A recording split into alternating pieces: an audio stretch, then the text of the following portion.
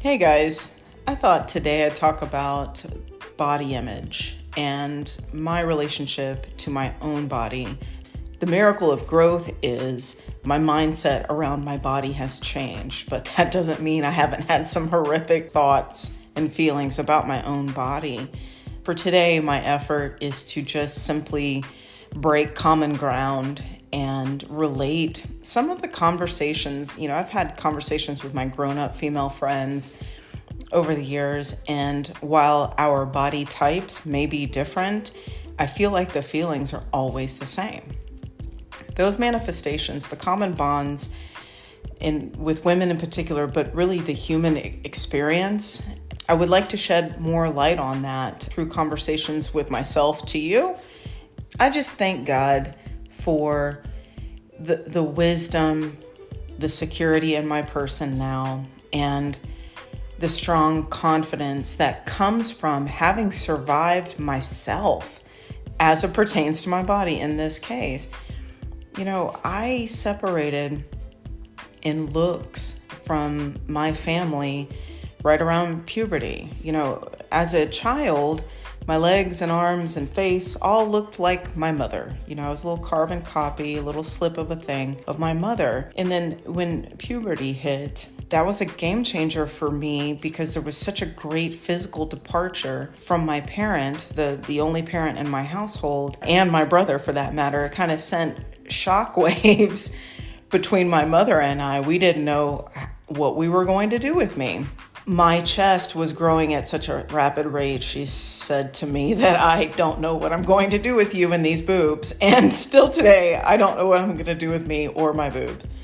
It's nice to be able to chuckle about it now because I absolutely was not feeling good about myself. And then to be so different from my family, but different from my peers, at 9, 10, 11, 12 years old, young girls start to develop, and it's a roller coaster ride of hormonal emotion, and you feel like there's a spotlight on you, like everybody can tell that you're coming into your womanhood, and it's so awkward and scary. And then like a couple of years later, 1 or 2 years later, my bottom half started filling out.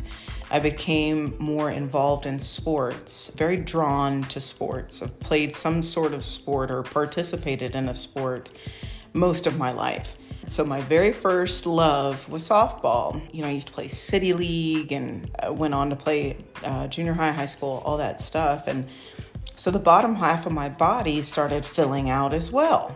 And that's when my father's genetics really started to show themselves and on full display.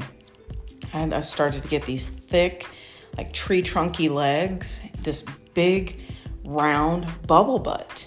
Now, this was pre-J-Lo and Kardashians. We're talking late 80s. This was before it was cool to have a big butt. So I felt a lot of shame around the shape of my body and also the size.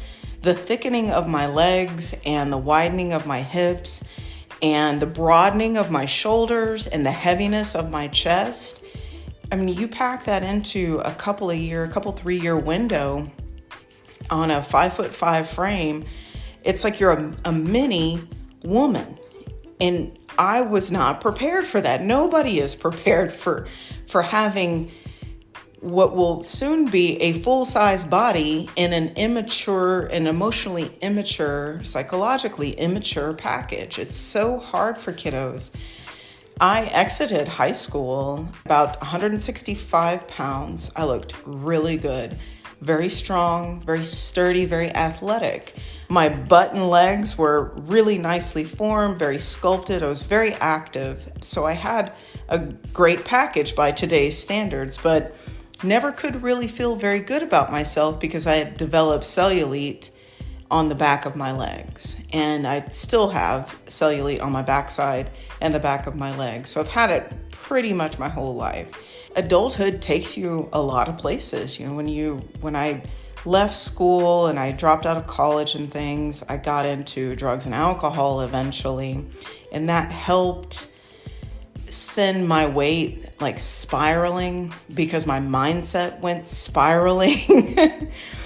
At one point, I was married for a very brief point in time to a really nice gentleman, but I was suffering because I knew I was not marriage material, and I had said yes to this really great guy who did not deserve to be with what would soon become a full-blown alcoholic. He ended up leaving me, thank God. But during that process, my mental and emotional instability, realizing I had committed to this gentleman for a lifetime, and I knew full well I was not ready, how I dealt with the guilt of that was to drink a lot. And what came with that, we ate out a lot, was a lot of weight gain. That was the highest weight for my life, was being in a marriage I did not belong in. It had nothing to do with the gentleman. It was me really just wanting to be an alcoholic. I wanted to be alone with my booze. And unfortunately, I committed to this man. And so I packed on a lot of weight, and my illness started really taking off. And he eventually left. Now, when he left, thank God for him. He saved himself. He walked away from me. And when he left, I stopped eating completely and just started drinking.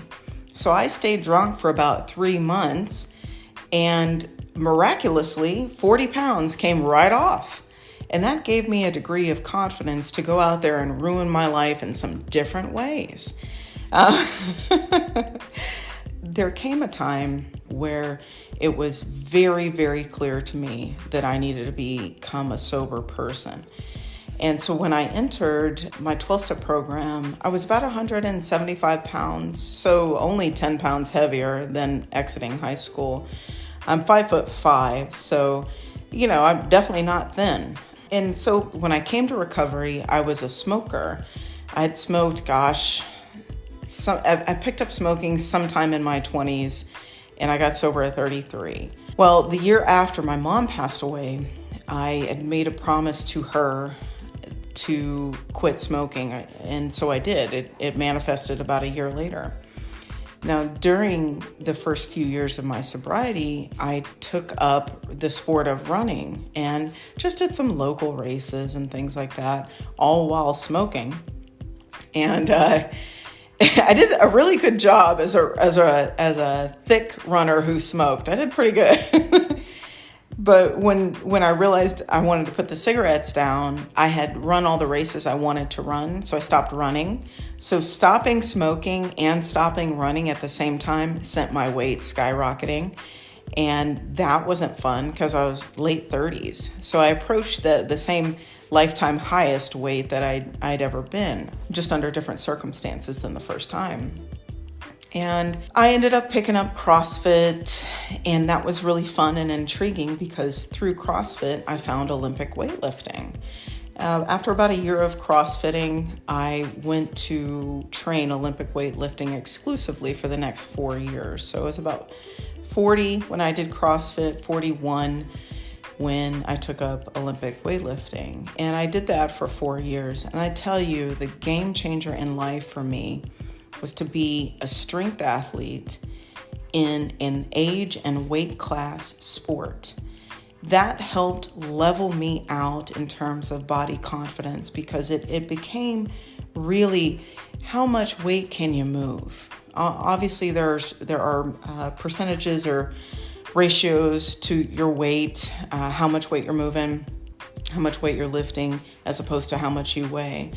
But the nice thing is that I was competing against similarly aged and sized women, so I didn't feel that naggy feeling of being different. And I found camaraderie in that. I found women who looked like me, who were as old as me, who had the same ailments as me, and we're just trying to live another day. And it was so freeing.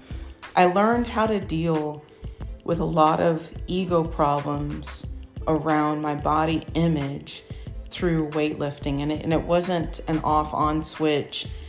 It took a lot of internal conflict and learning how to humble myself to being a newcomer at a sport and learning how to become a competitor within that sport, learning how to properly eat for performance, how to dial in your nutrition to lose fat and things like that. So I picked up a lot of tools throughout my life, as I've always been involved in sports. I've always known about macro counting. I've always known about calorie counting. I've always known about fat loss and how to grow muscle. It came about because I realized at some point in my life, due to my father's genetics, I have a propensity to gain muscle relatively quickly, or I'll say relatively easily. My body responds to having weight added to it and movement thereof, moving of weight. My body loves it. Weightlifting gave me the freedom to celebrate the fact that my legs are thick, I'm short and stubby, I got a big butt. All those things that I hated about myself are assets in the sport of weightlifting. Being closer to the ground is an advantage. So I found my brethren. I found these people who, of all body types, who were proud of how their body looked as a result of training weights. And it was so freeing that I didn't feel fat at CrossFit anymore. I didn't feel fat as a runner anymore. And I was able to grow from there. I've had the benefit of speaking to some really interesting, fascinating women around body image and all just the terrible things we have told ourselves over our lifetimes. It boils down to me, competition with other women. So how I compare to another woman, and then competition with women for the male gaze. That's a tangled web, is it not? I've had to really level my thinking, and it has not been easy at all to really just get down to the nuts and bolts of why I think my body should look a certain way. Why is it that I think I should have a thigh gap? Is that because that's the latest body trend? I should have a thigh gap because that's what's in? Are you kidding me? My legs have been married to each other at the top since I was 12 years old. I don't think they've taken a breath. They've been joined. There's just no way. One of the freedoms, when my friends cross the threshold of 40, I have a few who are approaching, a few who have recently passed over. I just tell them some of the benefit of becoming a bit older is releasing the need to compete with other women. And if I really look at how that manifests in my behavior, what does it mean to compete against another woman? It's not even an activity necessarily. If I measure myself and say, oh gosh, she is so beautiful, and then what happens behind that comment to myself is I'm not good enough, because that's where I live. That is where I live. I am not good enough. That's where my illness, the illness of alcoholism, takes me immediately. My illness wants me to be a small person. So when I meet a beautiful, fascinating, engaging woman and I get that yardstick out, it's not on purpose. I think it's just a natural, there are forces, structures around women where we start holding yardsticks up against each other. And I don't feel like it's always conscious. At least in my experience with myself, it hasn't always been conscious. But what happens is I'll meet this fascinating, beautiful woman. I instantly say, well, shoot, I wish I was like that. I'm not cool like that. I'm not beautiful like that. Look at her body. It's gorgeous. And then you've got social media with hashtag body goals. Body goals, people. Body goals. Now tell me if that is not competition. That is an innate form of competition. Now, if you multiply hashtag body goals across the whole existence in our lives, how much that manifests, I'm never gonna win. I am never going to measure up to body goals. I can tell you right now, Very few people are hashtagging body goals on any of my pics. And I'm totally okay with that. I am totally okay with not being consumable in that way. Because hopefully people will want to know what my insides look like and respond to that. Now, that being said, I'm always going to be an active person in one way or another. I'm always moving. I don't set physique or fitness goals for myself. I set movement goals because at the end of the day, baby, when you're 86 years old, it's not going to be the width of my biceps or my back or my legs is not going to be my main concern. It's going to be, can I bend over and pick something up without falling and breaking something? That's the end of the day. And then the second half of those chief motivators is the male gaze. When I got down to the nuts and bolts of my thinking just here recently, in 2023, when I got further and further real with myself and I looked at, okay, I don't feel the need to compete with women anymore. I feel free of that. And I even want to lift other women up. What's the other motivator? The male gaze. I'm a single woman who does desire to be partnered. And obviously we need to put our best foot forward in all senses to be an attractive person. And by no means am I saying, have I let myself go and that I've given up on life as it pertains to my body. That is not true. But if I remove the motivation of looking good, whatever that even frickin' means, to attract a mate, and I simply do what I want to do to fulfill myself and have it manifest maybe in my face, in my glow, in my smile, in my delivery, how people receive me.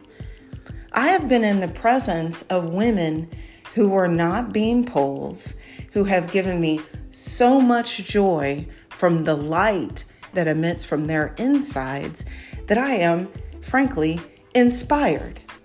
I hope to emit a light that is attractive to other people to draw them in so that they want to get to know me. At the end of the day, it's a meat sack, people. Keep it healthy. 100% keep it healthy. I am not a doctor and I don't want to give really anyone any advice. This whole podcast is designed to just impart some lessons learned from my own life. Save from, diabetes, hypertension, high blood pressure, all of the internal manifestations of poor health that are from weight. Obviously, take care of that and be healthy, be around to live another day and impart your wisdom and joy into someone else's life. I don't want to advise against taking care of yourself. But for me, my journey is taking a real deep look at my motivators and realizing removing competition and removing living for the male gaze in my life has really set me free to be the most authentic person I truly am. As I stated, I love sports. I love moving.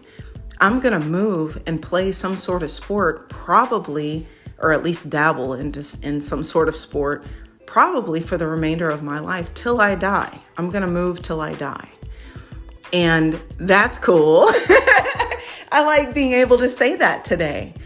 And I like that the ability to move is my chief priority, not whether or not my stomach is flat and the cellulite is gone from my butt.